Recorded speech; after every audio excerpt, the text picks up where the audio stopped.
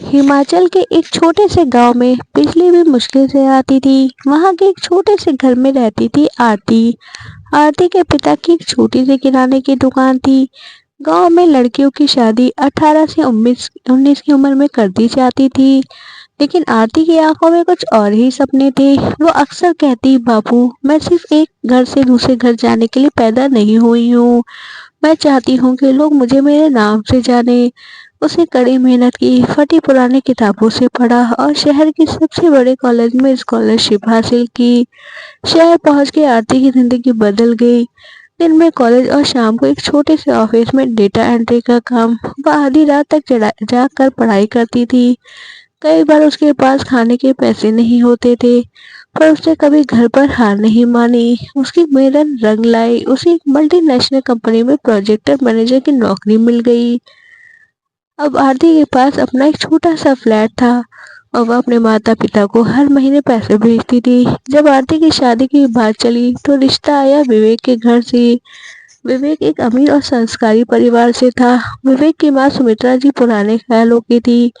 उन्हें एक ऐसी बहू चाहिए थी जो सुबह शाम रसोई संभाले। सगाई के दिन सुमित्रा जी, आरती, हमारे घर की बहुएं बाहर काम नहीं करती, तुम्हें यहाँ नौकरी छोड़नी होगी। पैसों की कोई कमी नहीं है यहाँ। आरती के माता पिता डर गए, लेकिन आरती ने विवेक की आंखों में देखा और सुमित्रा जी से कहा, माँ जी, ये नौकरी मेरे लिए सिर्फ पैसों का जरिया नहीं, यह मेरी 10 साल की तपस्या का फल है। अगर मैं अपनी मेहनत का सम्मान नहीं करूंगी तो अब मैं आपके काम का घर का सम्मान कैसे बढ़ा पाऊंगी। मैं एक आत्मनिर्भर बहू बनना चाहती हूँ, बोझ नहीं। शादी हो गई, लेकिन सुमित्रा जी के मन में अभी भी खटास थी।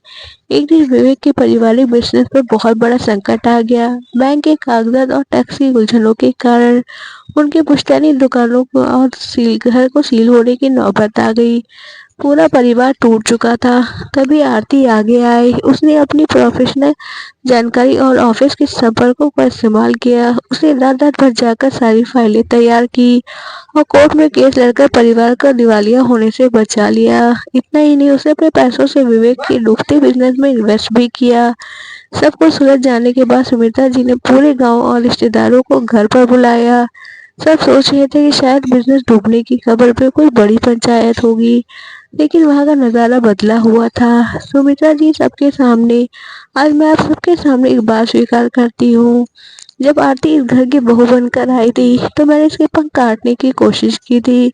मुझे लगा था कि नौकरी करने वाली बहुएं घर नहीं संभाल पाती। भीड़ में सन्नाटा छा जाता है। आरती नीचे नजरें खड़े किए हुए थी।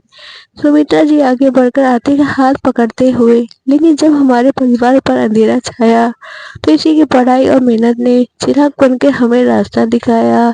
आज तो ये छत हमारे सिर पर सलामत है, वो मेरी इस कर्मखंडी बहू की बदौलत है। उन्होंने सबके सामने आरती को तिजोरी की चाबी दी और कहा, आरती, आज तक मैंने सिर्फ घर की लक्ष्मी देखी है, आज साक्षात सरस्वती का दर्शन कर लिए। तुमने साबित कर दिया कि बहू अगर खुद की मेहनत से खड़ी हो तो वह पूरे परिवार को सहारा दे सकती है। नंदिनी, जो अब वापस आ चुकी थी, उनकी आरती की बड़ी जेठानी, जो शर्म से सर झुकाए हुए थी, मुझे माफ कर दो आरती, मैंने हमेशा तुम्हारे काम का मजाक उड़ाया, पर आज समझ में आया असली गहना सोना चांदी नहीं बल्कि अपनी काबिलियत होती है। आरती की आंखें भर आई। माँ जी, आपने मुझे अपनी बेटी मान लिया। मेरे लिए सबसे बड़ी जीत यही है। मेरी मेहनत तभी सफल हुई जब उसने मेरे अपनों के आंसू पोंछ दिए। आरती अपने ऑफिस जा रही थी।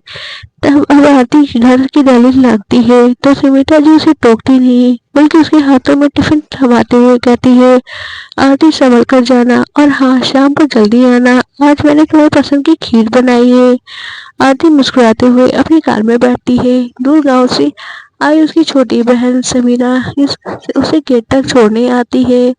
आरती उसे इशारा करती है, अब तुम्हारी बारी है पढ़ने की। आरती ने सिर्फ एक घर नहीं बचाया था, उसे समाज की और को बदल दिया था कि बहुएं सिर्फ घर चलाती है।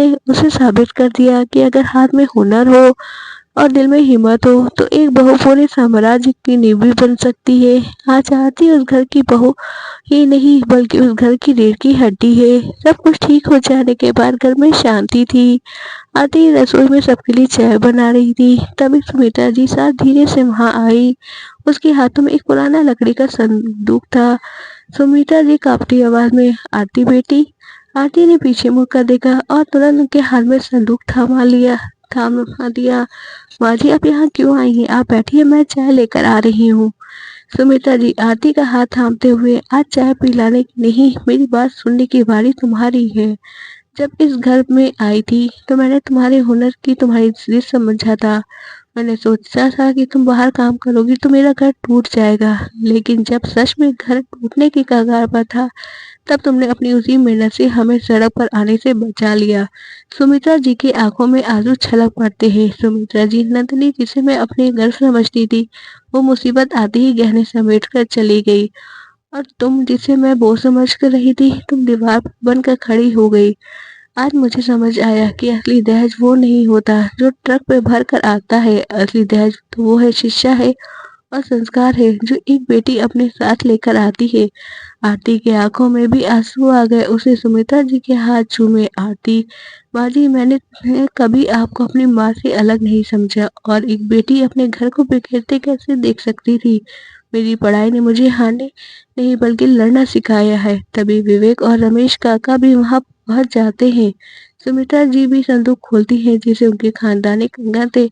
सुमित्रा जी, ये कंगन हमारी परंपरा है और पर हम सिर्फ तुम्हारा हक है। पर एक वादा करो, तुम कभी अपनी नौकरी नहीं छोड़ोगी। मैं चाहती हूँ कल जब मेरी पोती हो तो वो अपनी माँ को देखकर कहे, मुझे अपनी माँ जैसा आत्मनिर्भर बनना है। आरती आज सिर्फ एक बहू नहीं थी, वो इस घर की किस्मत बन चुकी थी। उसने साबित कर दिया था कि जब एक औरत अपनी मेहनत से खुद की तराशती है तो वह सिर्फ अपना नहीं बल्कि पूरे खानदान का मुस्तकबिल बदल देती है। इस कहानी का अंतिम संदेश यह है, बहुएं बोझ नहीं घर का मान होती हैं। अगर पढ़ लिख जाए तो पूरे परिवार की शान होती हैं। कहानी अच्छी लगी हो तो लाइक शेयर कमेंट करें। चैनल पे नए हो तो प्लीज सब्सक्राइब करें। आपके एक सब्सक्राइब से मुझे बहुत मोटिवेशन मिलता है, so please like comment share करें। Thanks for watching.